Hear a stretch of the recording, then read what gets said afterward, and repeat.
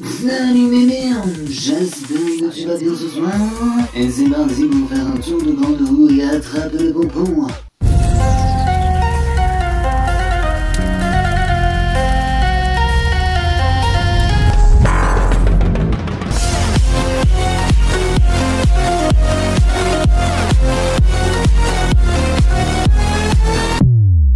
Aujourd'hui, on se retrouve pour une toute nouvelle vidéo.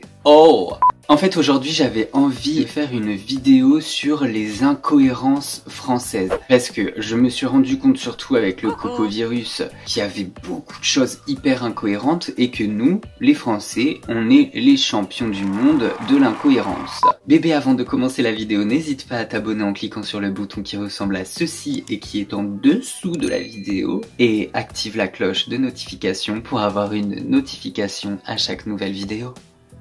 Ah, au passage, y a des averses depuis tout à l'heure, je sais pas, Mère Nature, elle se déchaîne, elle veut pas que je tourne ma vidéo, visiblement. Vieille pute.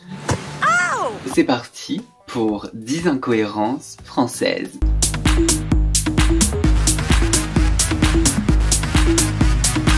Incohérence number 1. Alors, je ne sais pas si t'as remarqué, mais généralement en hiver, nous, Français, on n'a pas envie de sortir de chez nous, on a envie de rester cocooning dans le canapé avec un petit plaid Netflix et un bon chocolat chaud. Et pourtant, là, le gouvernement est en train de parler d'un 3e confinement. Et ben, qu'est-ce que nous, bons Français, on fait? On gueule, on râle parce qu'on a envie d'aller bosser. Est-ce cohérent? Nope. Incohérence number 2. Au début de la pandémie mondiale du cocovirus, bien sûr, nous, bons Français, on pétait un câble sur le gouvernement en mode « il n'y a pas de masque, il faut absolument un masque, faut que tout le monde porte un masque, ça devrait être obligatoire, on va dans la rue, on manifeste, il faut un masque ». On n'a pas été dans la rue en fait, je mytho. Le gouvernement, qu'est-ce qu'il a fait? Il a rendu les masques obligatoires, et au bout de 3 semaines, on a pété un plomb, les masques ça nous saoule, il fait trop chaud dans un masque, on en a marre de les porter H24, il faut trouver un vaccin. Le seul moyen de sortir de là, c'est le vaccin. Putain, cette pluie m'énerve. Donc, on a trouvé un vaccin. Et aujourd'hui, les Français ne veulent plus se faire vacciner parce qu'on n'a pas confiance. Bouh. Incohérence numéro 3. Dans les aéroports, là, en ce moment, ils ont instauré des distanciations sociales. Donc, on a 2 mètres d'écart entre chaque personne pour éviter les contaminations, machin chouette, dans les files d'attente. Une fois que tout le monde a embarqué, ça ne dérange absolument personne que l'avion soit plein à craquer et qu'il n'y ait aucune distanciation sociale entre les sièges, puisque de toute façon, c'est impossible. Où est la logique? I don't know. Incohérence numéro 4. Là actuellement les bars et les restaurants sont fermés parce que y a le coco, donc on peut pas aller boire un coup ou manger au restaurant. Et la distanciation sociale est obligatoire dans tous les lieux de travail. Par contre, on peut taper nos meilleurs collets serrés dans le métro, mais attention, interdiction totale de parler. Incohérence numéro 5. Les gens rêvent depuis toujours d'avoir des enfants. Et maintenant qu'on doit les garder à la maison, eh ben les gens veulent s'en débarrasser. Ils pètent des câbles parce que il faut rouvrir les écoles, il faut ouvrir les centres de loisirs, parce qu'on n'a pas envie de garder les enfants à la maison. Vous, les enfants c'est chiant, vous les enfants c'est bien que le soir, mais la journée on ne peut pas, on ne veut pas, on n'aime pas.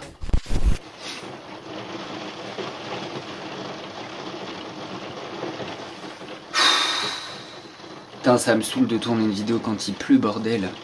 Là, les petites incohérences par rapport au Covid sont terminées. Maintenant, parlons des incohérences plus globales.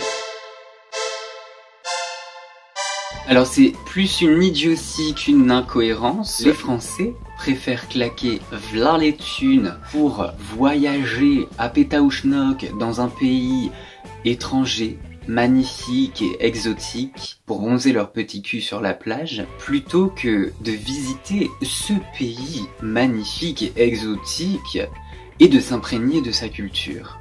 C'est complètement débile, on est d'accord. Pour faire ça, va dans le sud de la France, il y a du soleil aussi, et nos régions sont merveilleuses, elles sont magnifiques. Ou alors si tu vas aller dans un pays étranger, visite des choses, touche des choses, sens des choses. Alors ça, c'est une incohérence qui m'énerve. On nous rabâche depuis notre tendre enfance que faire des études c'est méga important. Il faut absolument des diplômes. Par contre, on nous refuse à l'embauche parce qu'on est surqualifié. On est de plus en plus écolo, par contre, on emballe nos produits bio dans du plastique. Et parfois même dans du carton emballé dans du plastique. Les Français en ont de plus en plus ras le cul de la ville, donc ils partent vers les campagnes. Mais une fois arrivés en campagne, ils polluent la campagne du coup. Donc l'air de la campagne deviendra dans peu de temps l'air de la ville. Et surtout, ils ont quand même le culot de claquer des procès parce qu'un coq chante un peu trop fort.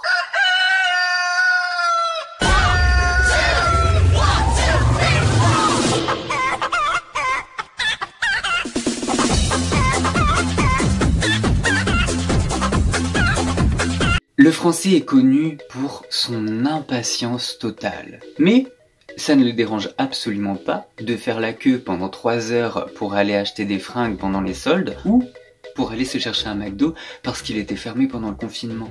Petit bonus.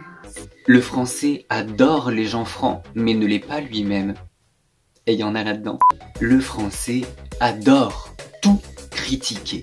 Par exemple, j'ai vu et entendu des Français dire « C'est inadmissible que la première dame de France porte du Chanel alors qu'il y a des gens qui crèvent de faim partout dans le monde. » Alors déjà, je ne vois pas vraiment le rapport et, ne l'oublions pas, la France est quand même le pays référence de la mode. En plus de ça, ça m'étonnerait un tout petit peu que Brigitte ait payé les vêtements Chanel, Gaultier ou Yves Saint Laurent. À mon avis, c'est juste les marques qui lui ont prêté ou offert pour faire un peu la promo de la marque. Puisque c'est la première dame de France, elle se doit de représenter la France déjà par son look. Par contre, je me disais, si elle faisait des apparitions de télé habillée en quechua de la tête aux pieds, je pense que tout le monde pèterait un câble parce que la première dame de France n'est pas assez chic, elle ne représente pas la France.